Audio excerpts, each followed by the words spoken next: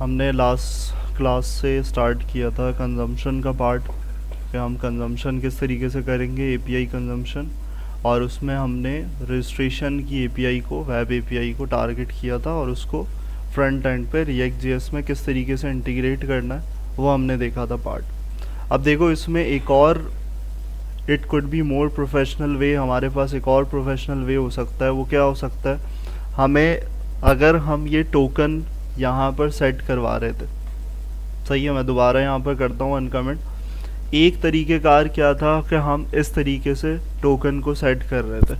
अब करना तो ऐसे ही है, तरीका भी यही होगा, सेट आइटम ही लिखेंगे लोकल स्टोरेज, लेकिन इसको और प्रोफेशनल जब हम वेब एप्लीकेशन डेवलप कर रहे होते हैं मर्न स्टैक में, तो रिएक्ट जेएस में हमारे पास एक पार्ट होता है जिसको हम बोलते हैं कॉन्टेक्स्ट एपीआई, यानी कि इसका इस्तेमाल किया जा सकता है।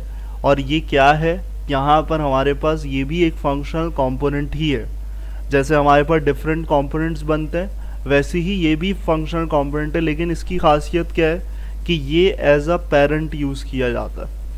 यानी कि समझो कि भाई एक पेरेंट कंपोनेंट है। अब मिसाल के तौर पर मैं अगर इसका यूज़ केस बताऊं तो यहाँ पर आकर मैं अगर मेन में आ जाऊं तो यहाँ तुम्हें एक चीज़ नज़र आ रही थी, ऐप तो पता था, टोस कंटेनर भी हमने डिस्कस किया था, लेकिन ऊपर एक और चीज़ नज़र आ रही थी जो कि हमारा क्या था, ऑथ प्रोवाइडर। तो ये ऑथ प्रोवाइडर है क्या, तो ये ऑथ प्रोवाइडर वही कॉन्टेक्स्ट एपीआई है। और इसको यहाँ क्यों यूज़ किया हुआ है और एज अ पेरेंट बनाया हुआ है, कैसे कि ओपन और क्लोजिंग टैग के दरमियान में ये चीज़ें रखी हुई हैं।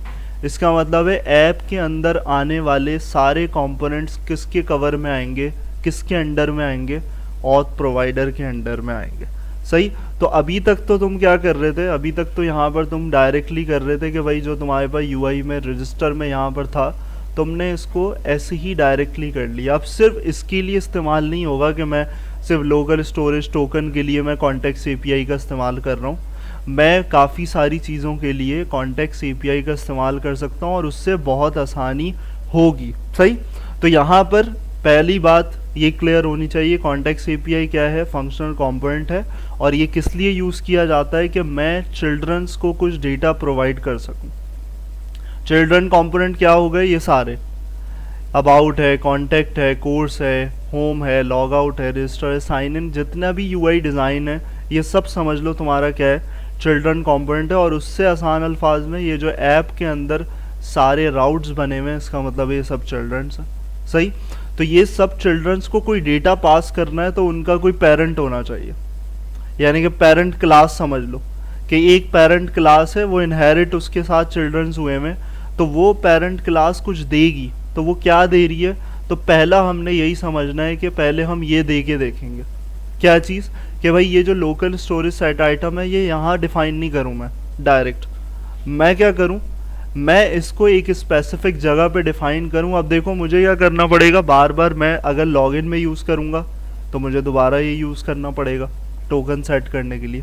तो मैं क्या करूँ, मैं इसको एक स्पेसिफिक फंक्शन बना के कॉन्टेक्स्ट एपीआई में डिफाइन कर दूँ और उससे कॉल करूँ। तो ये जो नीचे तुम्हें नज़र आ रहा है ये कॉन्टेक्स्ट एपीआई से ही आ रहा है। क्या आ रहा है, ये बनाया हुआ फंक्शन है स्टोर टोकन। अब तुम्हें कहीं local storage dot set item नहीं नज़र आ रहा, क्यों नहीं नज़र आ रहा, तो उसको यहाँ पे देखते हैं कि हमारे पास कैसे बनेगा। तो देखो ये कंपोनेंट्स का फोल्डर था, इसको मैंने बंद कर दिया। यहाँ पर एक बना हुआ है स्टोर करके एक फ़ोल्डर बना हुआ है और उसके अंदर मैंने यहाँ पर क्या किया हुआ है, एक फ़ाइल बनाई हुई है auth.jsx, यानी कि इसी के अंदर क्या करोगे तुम, अपनी कॉन्टेक्स्ट एपीआई बनाओगे। सही। यानी कि parent functional component. Context API में आ जाते हैं। अब कॉन्टेक्स्ट एपीआई क्या कहलाती है, कौन से फंक्शन कॉन्टेक्स्ट एपीआई का काम करते हैं, तो यहाँ पर देखो ये जो दो फंक्शन इंपोर्ट किए जा रहे हैं, ये दो फंक्शंस तुम्हारे कॉन्टेक्स्ट एपीआई का काम करते हैं। सबसे पहला क्या है, क्रिएट कॉन्टेक्स्ट, और ये क्या है, यूज़ कॉन्टेक्स्ट। तो ये क्या है, क्रिएट कॉन्टेक्स्ट देने वाला, यानी कि ये समझ लो प्रोवाइडर है, क्या करेगा, डेटा प्रोवाइड करेगा, किसको, चिल्ड्रंस को। रजिस्टर क्या है, रजिस्टर कंपोनेंट चिल्ड्रन है। सही। तो ये कॉन्टेक्स्ट प्रोवाइड करने वाला है और ये क्या है, ये कंज्यूम करने वाला। यूज़ कॉन्टेक्स्ट का मतलब है कि जो डेटा दिया जा रहा है उसको कंज्यूम करना है, यानी कि लेना भी है भाई। मुझे इस्तेमाल भी करना है डेटा को, तो ये दो चीज़ें मिलके क्या बनाती हैं, कॉन्टेक्स्ट एपीआई बनाती हैं। यूज़ इफ़ेक्ट को अभी यूज़ नहीं करना, यहाँ पर नहीं लगाना, जब हम दूसरी एपीआई बना के लगाएंगे, जब जहाँ जिसका काम होगा वहाँ पे देखेंगे इसको, अभी कोई इसका ताल्लुक नहीं है यहाँ से। सही। यूज़ स्टेट पता है हमें क्या होता है, हुक्स का पार्ट है, समझ के आए। अब देखो यहाँ पर क्या है, सबसे पहला काम क्या किया है, सबसे पहला हमने प्रोवाइडर को सेट कर लिया। कैसे सेट कर लिया, यहाँ पर हमने इस फंक्शन को नाम दे दिया ऑथ कॉन्टेक्स्ट, यानी कि वेरिएबल में इनिशियलाइज करवा दिया। हम हमेशा से यही करते हुए आ रहे हैं कि कोई भी फंक्शन होता है उसको एक वेरिएबल में इनिशियलाइज करते हैं, यानी कि ये जो ऑथ कॉन्टेक्स्ट वेरिएबल है अब ये प्रोवाइडर बन चुका है। सही। अब इस प्रोवाइडर के थ्रू करना क्या है तुम्हें, इस प्रोवाइडर को देखो क्या कर रहे हो, एक्सपोर्ट कर रहे हो। यानी कि ये समझ लो इतना सा काम कि भाई यहाँ पर जो भी चीज़ कर रहे हो वो सब प्रोवाइड करने वाली चीज़ें करोगे। यानी कि जो जो देना है, मेरा मोटिव अभी क्या है, मुझे क्या देना है, मुझे इस रजिस्टर को ये स्टोर टोकन का फंक्शन देना है। क्लियर। मुझे ये स्टोर टोकन का फंक्शन ये रजिस्टर यूज़ कर पाए, मुझे इससे ये काम करवाना। सही। तो प्रोवाइडर यही करेगा। क्लियर है। अब अंदर देखो क्या किया हुआ है, अंदर देखो ये क्लियर हो रही है बात जो मैं समझा रहा था। कर्ली ब्रेसेस यानी कि ऑब्जेक्ट स्ट्रक्चरिंग, और उसके अंदर क्या दिया हुआ है, चिल्ड्रन। यानी कि इसका मतलब है कि भाई यहाँ से क्या हो रहे हैं, यहाँ पर चिल्ड्रन को डेटा पास किया जा रहा है। क्लियर है। तो यहाँ पर तुम्हारे पास ऑथ प्रोवाइडर चिल्ड्रन को डेटा पास कर रहा है, तो उसका एक स्ट्रक्चर तुम्हारे पास इस तरीके से बन गया। ये तुम्हारा एक फंक्शन डिफाइन हो गया ऑथ प्रोवाइडर का कि तुम इस तरीके से प्रोवाइड करोगे। अब अगला काम क्या है, अगली चीज़ जो है यहाँ पर तुम्हें क्या करना है। अब देखो यहाँ पर ये जो सारी चीज़ें तुम्हें नज़र आ रही हैं, सबसे पहला काम तुमने क्या करना है, सबसे पहला काम तुमने ये डिफ़ाइन करना है कि तुम्हारे हुक को इधर डिफ़ाइन करना होगा। और उसमें देखो क्या चीज़ हो रही है, उसमें यूज़ स्टेट के अंदर तुम हुक के अंदर क्या डिफ़ाइन कर रहे हो, local storage dot gate item. अभी गेट आइटम का तो काम नहीं है। अगर गेट आइटम का मतलब क्या है कि अगर मैं फैच करना चाह रहा हूँ डेटा, ये बिल्कुल वैसे ही है जब हम पोस्टमैन पे एक एपीआई बना के आए थे सबसे लास्ट, जिसमें हम चेक कर रहे थे कि टोकन बना हुआ है या नहीं बना हुआ, टोकन पास करके उसका डेटा एक्सट्रैक्ट कर रहे थे।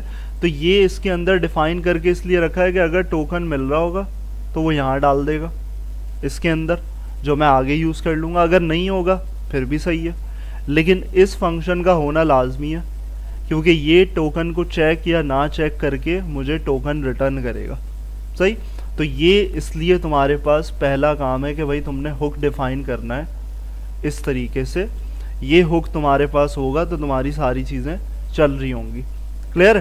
तो ये वाली चीज़, और ये अभी तुम्हारा काम नहीं है इससे रिलेटेड, अभी जब हम यूज़र ऑथेंटिकेशन जब आएंगे उस पर तब इसको करना। अभी ये चीज़ें जो मैं बोलता हूँ हाईलाइट करके तो उसको याद रखा करो कि भाई ये स्किपिंग पार्ट है, अभी इसको नहीं लिखना है, तुम्हारे पास यही लिखा हुआ नज़र आता है। क्लियर। तो यहाँ पर हमारे पास इस तरीके से ये फर्स्ट पार्ट हो गया। अब नीचे देखो अगला काम क्या करना है, ये करना है। ये भी अभी कुछ नहीं करना है तुम्हें, ये पूरा जो हाईलाइटेड पार्ट दिखा रहा हूँ कि भाई ये इससे अभी तुम्हारा कोई ताल्लुक नहीं है, ये अभी नहीं इम्प्लीमेंट करना। इम्प्लीमेंट क्या करना है, ये करना। तो देखो यहाँ क्या हुआ हुआ, यहाँ वो जो ऊपर चीज़ें डिफाइन करी हुई वही यूज़ हो रही हैं। तो ये एक स्टोर टोकन तुम्हारा बनाया हुआ फंक्शन है, और उसको क्या बोल रहे हो कि भाई तुम्हारे पास एक आर्गुमेंट आएगा, पैरामीटर दे दिया है, और उसमें आर्गुमेंट क्या आ रहा है, यहाँ आके देखो जो जगह बनाई है उसमें क्या पास कर रहे हो, response underscore data dot token, जो तुम किसको दे रहे थे, local storage dot set item को दे रहे। क्लियर है। तो ये चीज़ तुमने यहाँ पर क्या कर दी, इसको डिफाइन करने के लिए जगह यहाँ बनाई है, यहाँ पर सर्वर टोकन। अब इसको सर्व टोकन लिखो, एस टोकन लिखो, कुछ भी लिखो, बस जगह होनी चाहिए जिससे वो एक्सेप्ट कर सके। और एक्सेप्ट करके तुम्हारे पास, तुम्हारे यहाँ पर देखो तुम दो काम कर रहे हो। अब ये तुम्हारे यहाँ पर ये जो दे रहे हो, ये क्यों दे रहे हो, ये सेट टोकन का तो रीज़न नहीं है, मेरा टोकन तो यहाँ क्रिएट हो जाएगा। सही है। अगर इस लाइन को देखो, local storage dot set item token, server token में क्या आएगा, यही आएगा, टोकन पास किया हुआ। और यहाँ पर ये स्टोर हो जाएगा। लेकिन ये क्यों बीच में आ गया, इसका क्या मकसद होगा कि भाई सेट टोकन, मैं इसमें क्यों टोकन सेट कर रहा हूँ? इसका रीज़न समझ में आ रहा है? सेट टोकन कहाँ था ये बताओ पहले। Use state. और इसका इन फ्यूचर क्या इस्तेमाल होगा कि भाई यूज स्टेट में मैं दे क्यों रहा हूँ? अपडेट करने के लिए, यानी कि जो तुम्हारा टोकन है उससे मैं आगे भी तो इस्तेमाल करूँगा टोकन को, यानी कि ऑथेंटिकेशन के लिए भी तो टोकन चलेगा। तो वो जो ऑथेंटिकेशन के लिए टोकन चलेगा तो मैं यहाँ सेव रखना चाह रहा हूँ कि भाई इस टोकन वेरिएबल में भी क्या हो जाए, मेरा टोकन स्टोर रहे। तो ये जो चीज़ है ये स्टोर करने के लिए टोकन, ये तुम्हारा कहाँ सेट करेगा? तुम्हारे नेटवर्क में, जहाँ पर एप्लीकेशन में देखा था हमने लोकल स्टोरेज में, और ये तुम्हारे एप्लीकेशन में सेव कर रहा है कहाँ पे? इस वेरिएबल में। क्लियर? तो ये चीज़ इसलिए कर रहे हो, यहाँ पर तुम सेव करवा रहे हो टोकन, और यहाँ पर क्या कर रहे हो, local storage dot set item. तो तुम्हारा सिर्फ अभी क्या काम हुआ है, कॉन्टेक्स्ट एपीआई में सिर्फ ये फंक्शन बना है। अब इस फंक्शन को तुमने क्या करना है, इस बनाए हुए फंक्शन को तुमने चिल्ड्रन के लिए अवेलेबल करना है। तो चिल्ड्रन के लिए अगर अवेलेबल करना होगा तो कैसे करोगे? तो यहाँ पर उसको अवेलेबिलिटी करने के लिए यहाँ पर आओगे, क्रिएट कॉन्टेक्स्ट वाला। ऑथ कॉन्टेक्स्ट बनाया था ऊपर एक वेरिएबल, ऊपर हम बना के आए थे, दोबारा ऊपर टॉप पे ले जाते हैं तो यहाँ पर ऑथ कॉन्टेक्स्ट बना हुआ था। तो ये फंक्शन बनाया है तुमने अपना, अब उसको कौन प्रोवाइड करेगा? बनाए हुए फंक्शन को ये करेगा ऑथ कॉन्टेक्स्ट। तो ऑथ कॉन्टेक्स्ट को कैसे यूज़ कर रहे हो? देखो रिटर्न क्या कर रहे हो इस फंक्शन में, रिटर्न ये कर रहे हो। ऊपर की कोई चीज़ फ़ायदेमंद नहीं होगी जब तक तुम उसको रिटर्न नहीं करते फंक्शन में। तो ऑथ कॉन्टेक्स्ट क्या है? प्रोवाइडर। क्लियर? जो हमने बात करी थी। अब उसमें वैल्यूज़ कौन कौन सी जा रही हैं? वैल्यूज़ बहुत सारी जा सकती हैं। यानी कि फ़ायदा क्या हुआ कॉन्टेक्स्ट एपीआई का? मैं कोई भी काम करूं जो जर्नल पर्सपेक्टिव पे चल रहा है, जो कहीं पर भी ले सकता हूं मैं, तो मैं यहाँ पे दे दूंगा। बहुत सारी चीज़ें दे सकता हूँ मैं यहाँ पर, कुछ भी बना के यहाँ बनाई, और वो कहीं पर भी यूज़ हो सकती है। वो यहाँ हो, यहाँ पर हो, यहाँ पर हो, यहाँ पर हो, यानी कि मुझे बार बार हर जगह स्पेसिफाई करने की ज़रूरत नहीं पड़ेगी। क्लियर? तो यहाँ अभी क्या हुआ, यहाँ अभी फ़िलहाल तुम्हारे पास कौन सा फंक्शन आएगा? सिर्फ ये स्टोर टोकन का। अगर यहाँ दोगे तो ही प्रोवाइड करेगा। अगर ये रिटर्न तुम्हारा मिसिंग है तो इसका मतलब है ये फंक्शन किसी काम का नहीं है। ये फंक्शन तुम्हारा बनाया हुआ फंक्शन था और ये यहीं रखा रहेगा, कुछ नहीं करेगा जब तक तुम प्रोवाइड नहीं करते, प्रोवाइडर का इस्तेमाल नहीं करते। क्लियर है? तो प्रोवाइडर का इस्तेमाल करोगे तो तुम्हारी वैल्यू किसको जाएगी? चिल्ड्रन को जाएगी। तो यहाँ देखो ये भी चिल्ड्रन स्पेसिफाई किया हुआ है। ये ऑथ कॉन्टेक्स्ट का स्ट्रक्चर है कि अंदर तुमने बोला कि भाई यहाँ इसके अंदर चिल्ड्रन आ सकते हैं, और वो चिल्ड्रन मैं इस्तेमाल करवा सकता हूँ, इस्तेमाल उसके अंदर चीज़ें, डेटा इस्तेमाल हो सकता है, तो मैं उसको ये पास कर रहा हूँ फंक्शन। सही है? तो ये एक ऑब्जेक्ट है, ऑब्जेक्ट के अंदर बहुत सारी चीज़ें पास हो रही हैं, और उसको हम पास करके यहाँ पर इस तरीके से हमने पूरा कर दिया, पास कर दिया। ये हो गया पूरा पार्ट। अगला पार्ट देखो यहाँ पर क्या है, यहाँ क्या बना हुआ है? यूज ऑथ, कंज्यूम करना है। क्लियर? प्रोवाइड तो कर दिया उसने, लेकिन मैं इस्तेमाल कैसे करूँगा? तो इस्तेमाल करने के लिए हमने कौन सा देखा था ऊपर? Use context. एक क्रिएट था प्रोवाइडर, यूज कॉन्टेक्स्ट किस लिए था? कंज्यूम करने के लिए। तो अंदर देखो क्या कर रहे हो, कंज्यूम किसको करना है? रिलेशन बना हुआ है सबका, अंदर ऑथ कॉन्टेक्स्ट ही दे रहे हो क्या, कि जो क्रिएट किया है उसी को इस्तेमाल करना है। तो ऑथ कॉन्टेक्स्ट पास करने का रीज़न क्या है कि भाई हम इसी को इस्तेमाल करेंगे। और यूज़ कॉन्टेक्स्ट को यहाँ पर क्या कर दिया हमने, एक वेरिएबल में वैसे ही दे दिया जैसे ऊपर दिया था ऑथ कॉन्टेक्स्ट को, और यहाँ हमने एक मैसेज दे दिया if not auth context value, यानी कि कुछ नहीं है। अगर वैल्यू में, वैल्यू का मतलब क्या है? ये वाली वैल्यू, अगर इसके अंदर कुछ नहीं है तो चिल्ड्रन कुछ ले ही नहीं सकता। तो यहाँ पर क्या है? Auth provider not used as a parent in main dot जैसे, यानी कि हमने एक एरर दे दिया मिसिंग पार्ट कि भाई अगर शायद हो सकता है कि कोई मिस कर दे डेवलपर लगाना ऑथ प्रोवाइडर को, कहाँ पे? मेरी मेन फाइल में। क्लियर है? तो वो रिटर्न कर दिया एरर। और यहाँ फाइनली हमने बोला कि जो भी कॉन्टेक्स्ट वैल्यू आ रही है उसको रिटर्न करवा दिया जाए। कौन सी कॉन्टेक्स्ट वैल्यू है? ये कॉन्टेक्स्ट वैल्यू। और भी बहुत सारी हैं, तो अभी फ़िलहाल हमारा जो बनाया हुआ है वो स्टोर टोकन था, तो ये कॉन्टेक्स्ट वैल्यू मेरी रिटर्न हो जाए। क्लियर है? ये समझ में आ गई भी चीज़? कॉन्सेप्ट क्लियर है? सिर्फ कोड की बात नहीं होती, जहन में कॉन्सेप्ट बैठना चाहिए कि कॉन्सेप्ट क्या। इसके बाद यहाँ पर आ जाओ, तो इसको यहाँ इस्तेमाल कैसे करना। अब यहाँ तो तुमने देखा था कि स्टोर टोकन लिखा हुआ है, लेकिन ऊपर एक्सेसिबल कैसे होगा? ऊपर हमें वो जो यूज़ ऑथ है उसी को इस्तेमाल करना है। देखो यहाँ पर क्या है, क्या लिखा हुआ है? Use auth. और ये यूज़ ऑथ क्या है? ये वाला फंक्शन। क्लियर? यूज़ ऑथ को यहाँ पर हमने एक्सपोर्ट किया हुआ है, उसी को यहाँ इस्तेमाल कर रहे हो और यहाँ इसको यूज़ किया है। देन ये एक्सेसिबल कैसे होगा? देखो वैल्यू कैसे निकलेगी? सिंपल, बार बार हम डिस्कस करते हुए आए। अगर मैं इसको ऐसे कर देता हूँ तो क्या होगा? बताओ मुझे क्या होगा अगर मैं यूज़ ऑथ को ऐसे कर देता हूँ? हाँ, ये खुद वेरिएबल बन गया, लेकिन इसके अंदर डेटा क्या क्या आ रहा होगा? हाँ, इसमें यहाँ पे देख के बताओ, बाकी भी बताओ क्या आ रहा होगा इसके अंदर। अगर मैं उस कर्ली ब्रेसेस को हटा देता हूँ, ऑथ प्रोवाइडर जो है वो क्या क्या भेज रहा है?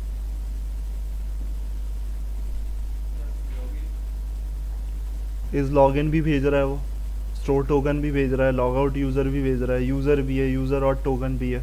तो अगर मैं ऐसा करता हूँ तो इसका मतलब है ये एक वेरिएबल है, यानी कि सब गेट किया हुआ है, सारी वैल्यूज़ आ रही हैं। मेरा मोटिव पूरा नहीं हो रहा, मुझे चाहिए सिर्फ स्टोर टोकन यहाँ पर।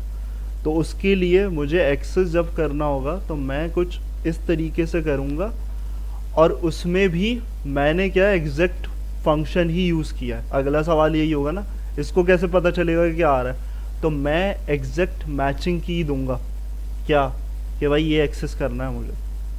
अगर मुझे यूज़र एक्सेस करना होता तो मैं यूज़र लिखता है यहाँ पर। क्लियर है? अगर कर्ली ब्रेसेस नहीं लगता, इसका मतलब है उसको समझ में ही नहीं आएगा, वो पूरा बोलेगा ये लो, सब ले लो, सारी वैल्यूज़ ले लो, ये तुम्हारे पास आ गई। तो यहाँ पर इसलिए हमने कर्ली ब्रेसेस यूज़ किया है ताकि एक वैल्यू स्पेसिफिक हमारी जो रिक्वायर्ड है वो हमें मिल जाए यूज़ ऑथ के थ्रू। क्लियर है? और यही यूज़ ऑथ तुम्हारे पास क्या स्टोर टोकन दे रहा है, वही ऊपर एक्सेस किया तुमने और इसी को नीचे यूज़ कर लिया। क्लियर है? लेकिन ये सब कहानी कर लो, करने के बाद तुम्हारा मेन पार्ट होगा कि तुम यहाँ पर क्या यूज़ कर रहे हो। ये कौन सा ऑथ प्रोवाइडर है? ये कहाँ बना हुआ था? ये भी कहीं एक्सपोर्ट हुआ था ना? कहाँ एक्सपोर्ट हुआ था? इसी में हुआ था। कहाँ पर हुआ था?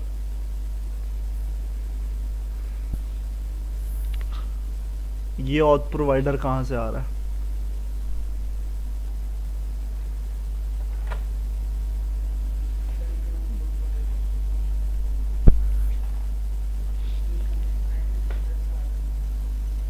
तो ये यहाँ पर जो टॉप पे तुम्हारा मेन फंक्शन था, हर कोई चीज़ इस्तेमाल हो रही है और एक्सेसिबल हो रही है, ये है ऑथ प्रोवाइडर। क्लियर? तो auth provider as a parent होना चाहिए, तो वो प्रोवाइड ये कर रहा है, यानी कि समझो ये पूरा पेरेंट बना हुआ है, प्रोवाइडर फंक्शन बना हुआ है और ये सब दे रहा है। और किसको दे रहा है? ऐप में। अब ऐप में ऑटोमेटिकली सब है, सारी चीज़ें। अब वो रजिस्टर भी आ गया, लॉग आउट भी आ गया, साइन इन भी आ गया, सब कुछ है अलिफ से लेके ये तक। तो ये ऑथ प्रोवाइडर का मेन होना ज़रूरी, यहाँ पर होना ज़रूरी है ऑन द टॉप। और ये क्लोजिंग भी होगी यहाँ पर, ताकि ये समझ में आए कि भाई इसको क्लोज करके बैठा हुआ है ऐप को। क्लियर? तो ये ऑथ प्रोवाइडर तुम्हारे पास, ये जो पार्ट था, ये ऑथ प्रोवाइडर तुम्हारा एज अ पेरेंट यूज़ हो रहा है। और इसी में क्या रिटर्न कर रहे हो तुम? इसी में रिटर्न कर रहे हो वैल्यूज़, प्रोवाइड कर रहे हो। लेकिन कंजम्पशन के लिए हमारे पास क्या यूज़ हो रहा है? हमें जब इस्तेमाल करना है चीज़ों को, तो हम किसकी मदद से इस्तेमाल कर रहे हैं? यूज़ ऑथ की मदद से। सही है? तो तुम्हारा पहला स्टेप होगा कि भाई तुमने फ़ोल्डर बनाना है स्टोर का, और वो कहाँ बनाना है? सोर्स के अंदर डायरेक्ट। और उसमें auth.jsx बनाओगे, ऑथेंटिकेशन भी नाम रख सकते हो, कुछ भी रख सकते हो। और उसमें ये तुमने पूरा डिफ़ाइन करना है, कोई लाइब्रेरी इंस्टॉल नहीं करनी, सब कुछ इंस्टॉल्ड है। सिर्फ तुमने ये फंक्शंस यूज़ करके पूरा इम्प्लीमेंट करके फिर रजिस्टर में इसको कंज्यूम करना हो। क्लियर है? इसको करो इम्प्लीमेंट, बनाओ ज़रा फोल्डर स्टोर।